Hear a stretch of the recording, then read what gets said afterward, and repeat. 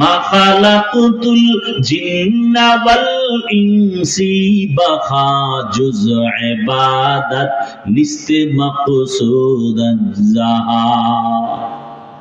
মানুষ বানাবার একটাই কাজ ইবাদত। কার ইবাদত? আল্লাহর। ইবাদত মানে মসজিদের মধ্যে বসে বসে তাসবিহ টানো, জিকির করো না। জীবনে তুমি যা করবা, যা বলবা, সব হবে ইবাদত। কান্না করো ইবাদত, ঘুমাও ইবাদত, হাসি দিবা ইবাদত, নামাজ পড়বা ইবাদত, ব্যবসা করো ইবাদত, চাকরি করো ইবাদত, কাউকে বন্ধু মনে করবা ইবাদত, কাউকে দুশমন মনে করবা ইবাদত। তবে বিনা শর্তে না, দুইটা শর্ত থাকলে হবে ইবাদত। এক নাম্বার, আমি যা করব, যা বলবো সব আমার আল্লাহকে খুশি করার জন্য, রেজা বিল কাজা। আর আমি যা করব সব হবে মদিনার নবীর আদর্শ অনুযায়ী। নবীজির আদর্শ মেনে কাউকে দুশমন মনে করো ইবাদত, নবীর আদর্শ মেনে ব্যবসা করো ইবাদত, নবীর আদর্শ মেনে বাথরুমে যাও ইবাদত। আর রাসূলের আদর্শ বাদ দিয়ে নামাজ পড়বা, কাজে লাগবে না। নবীর আদর্শ বাদ দিয়ে রোজা রাখলেও সওয়াব হবে না। একজনে মাগরিবের 3 রাকাত ফরজ নামাজে দাঁড়ায় কয় বেজোর পরে লাভ কি, আর 1 রাকাত বাড়াইয়া জোর বানায় 4 রাকাত করি, আল্লাহ খুশি হবে। আল্লাহরে 2টা সেজদা দিলে বেশি আল্লাহ খুশি হবে।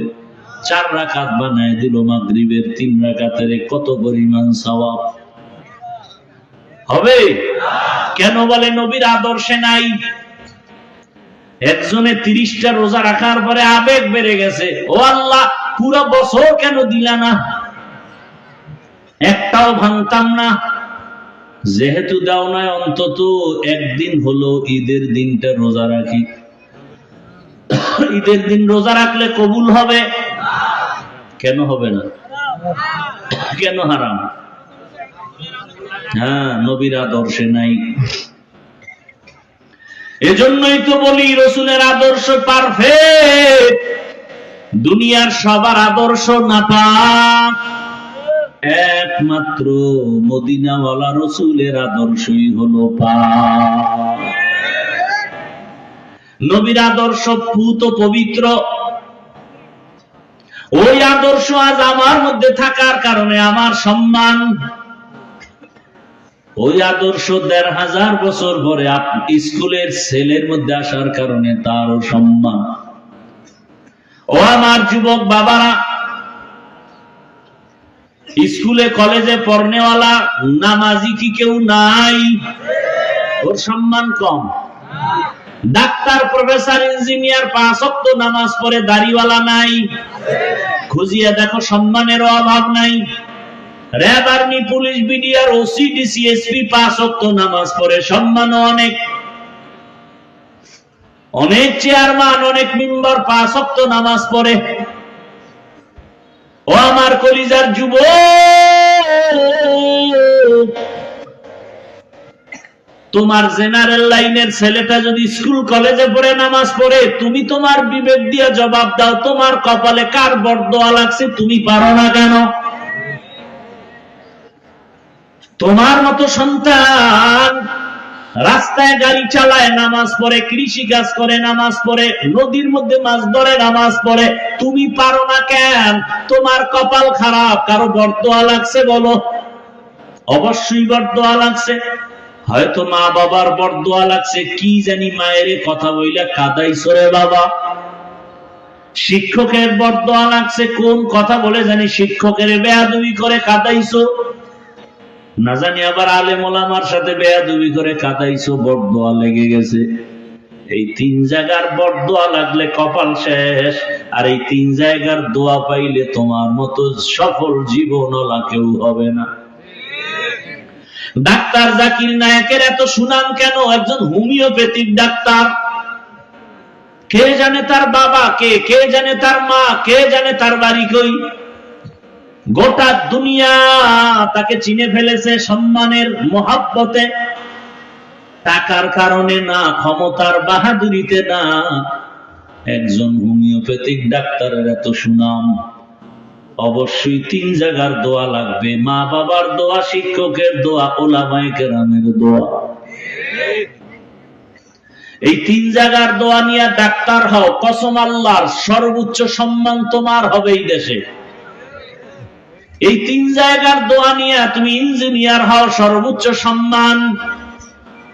3 জায়গার দোয়া নিয়ে তুমি প্রফেসর হও, সম্মান। আর এই 3 জায়গার কোন এক জায়গায় যদি বেয়াদবি করে ডাক্তারও হও, তাসলিমা নাসরিনের মতো জুতার বাড়ি খাইয়া দেশ থেকে পালায় যেতে হবে। এমন পালান পালাবা যে লাশটাও জমিনে আর আসার কোন সম্ভাবনা নাই। হেদায়েতের মালিক আমার আল্লাহ। এতক্ষণ আমি আপনাদের কথা শুনাইলাম, কতটা কষ্ট হয় আমি বুঝি, কিন্তু একবারও বলি না আমার মতো হুজুর হও, টুপি লাগাও। ও এলাকার মা বোনেরা, আপনার সন্তানকে ডাক্তার বানাবেন, ইঞ্জিনিয়ার বানাবেন, প্রফেসর বানাবেন, এসপি, ডিসি, ওসি বানাবেন, তবে দাবি আমার ছোট, একটা বেয়াদব বানাবেন না।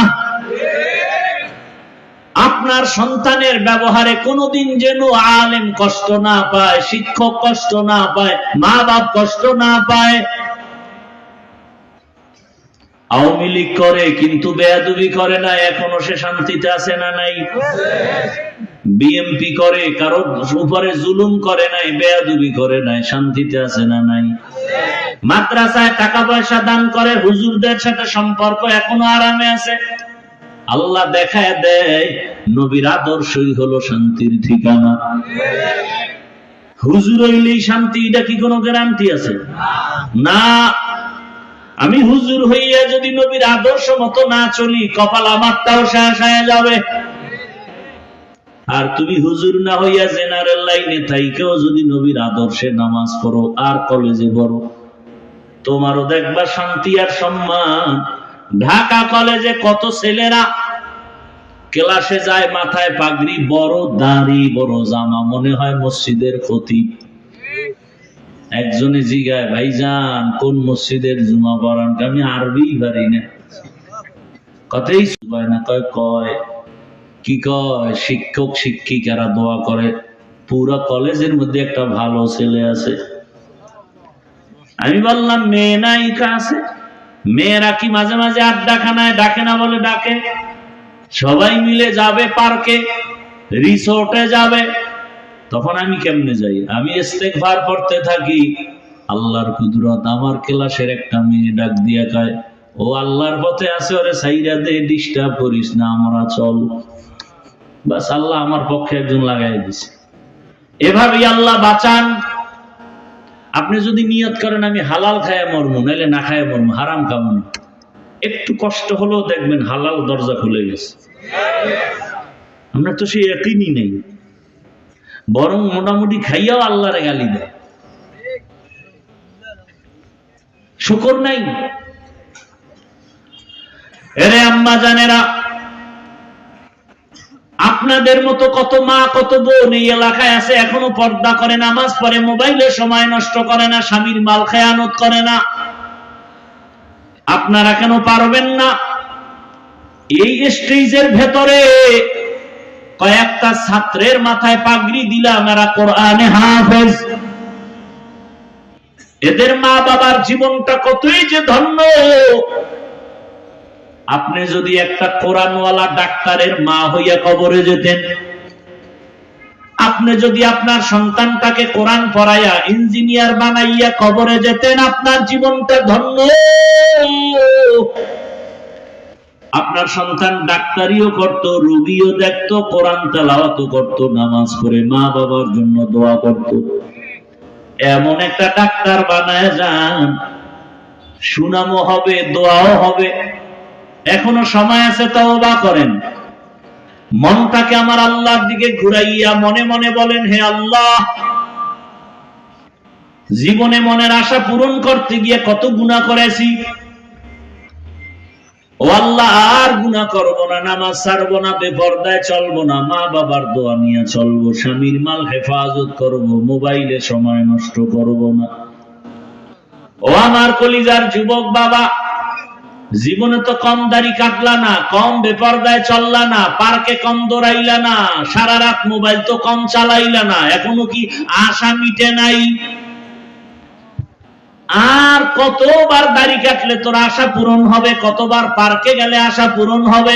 কত রাত মোবাইল চালাইলে তোর আশা পূরণ হবে? এবং এটাও বল, তোর হায়াতের বাকি আছে কয়দিন? এমন একটা দিন নাই গাড়ির নিচে, পানির নিচে, ঘুমের বিছানায় যুবকের লাশ নাই। আজরাইল আইসা যদি দেখে গানের তার লাগানো। আজকে একজনে দেখাইলাম গো, মাদ্রাসার লাইনে একটা ছাত্র, ছোট বাচ্চা, তাহাজ্জুদ পড়তে গিয়া মরে গেছে। দেখেন নাই? গতকালকের মনে হয় ঘটনা, পরশুদিন তাহাজ্জুদে দাঁড়াইছে ছাত্ররা, 2 রাকাত পড়ছে মনে হয়, এরপরে ওই নামাজ অবস্থায় ঢলে পড়ে গেছে, ছোট বাচ্চা। আর আপনার ছেলে আস্তা একটা পুরুষ, নামাজ পড়ে না, সালাম দিতে পারে না, আর নুরানি পড়ে, ছোট বাচ্চা, হেফজোখানায় পড়ে। মাঝে মাঝে দেখি ভোর রাত্রে আমি সাহারি খাই, ওরা টোস্ট খায়, টোস্ট মাদ্রাসায়। আমি একদিন দেখি টুপি নেই, চুরি টুরি করতে উঠল না, পরে দেখি ডয়ার খুইলা কি জানি খায়। হঠাৎ আমার মাথায় আসো, আজকে তো রোজা, সোমবার, তা আমি সাহারি খেয়েছি, আমার খেয়াল নেই। পরে আমি দুপুরবেলা মাদ্রাসায় এসে খবর নিলাম, হেফজোখানায় ভোর রাত্রে উঠছে কারা, শুনলাম প্রায় 30 জনারা রোজা রাখছে টোস্ট খাইয়া। আর এই ভোর রাত্রে আরে বাদ দেবে কে? মাদ্রাসায় 300-400 ছাত্র, বাবুর্চিরা পাকাইতে পাকাইতে বেতাল, এই সাহারি কে পাকাইবে? কেউ পারবে না। কারণ ওরা, আমি কোনোদিন বলিও না, ওরা নিজেরা টোস্ট খায়, বিস্কুট খায়, মুড়ি খায়, এ খায় রোজা রাখে। পরে বললাম, সাহারি যেহেতু দিতে পারবেন না, অন্তত ইফতারির খরচটা সব আমার, 12 মাস সব ছাত্রদের। কোনোদিন বলি না যে আমি রোজা রাখি তোরা রাখ, কোনোদিন বলি না। আর আপনার ছেলে বুড়া ভাম, রমজানে রোজা রাখতে পারে না, চেহারা নষ্ট হয়ে যাবে। কুলাঙ্গার বাপে কয় চেহারা নষ্ট হয়ে যাবে। তো সারা রাত মোবাইলে আকাম কইরা যে চেহারা শেষ হইছে, এবার কোন মেডিসিন দিয়া ভালো করবা? কুলাঙ্গার বাবা জান।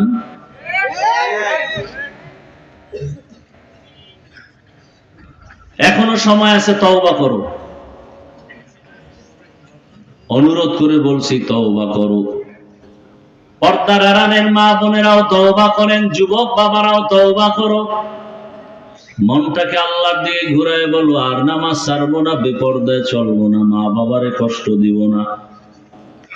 শিক্ষকের দোয়া নিয়ে, উলামায়ে কেরামের দোয়া পরামর্শ নিয়ে, নবীজির তরিকা মেনে চলবো। তওবা করার মতো যদি কারো অন্তর তৈরি হয়, খাঁটি তওবার নিয়ত যাদের আছে, 2 হাত আমার আল্লাহকে দেখায় দাও। আয় আল্লাহ, হাতগুলো কবুল করে নেন, তওবা কবুল করে নেন, তওবার উপরে মজবুত হইয়া চলার মতো তৌফিক দান করেন, আমিন। আলহামদুলিল্লাহি রাব্বিল আলামিন। والصلاة والسلام على سيد الأنبياء والمرسلين وعلى آله وأصحابه أجمعين يا أرحم الراحمين يا أرحم الراحمين يا أرحم الراحمين رب ارحمهما كما ربياني صغيرا اللهم إنك عفو كريم تحب العفو فاعف عنا اللهم إنا نسألك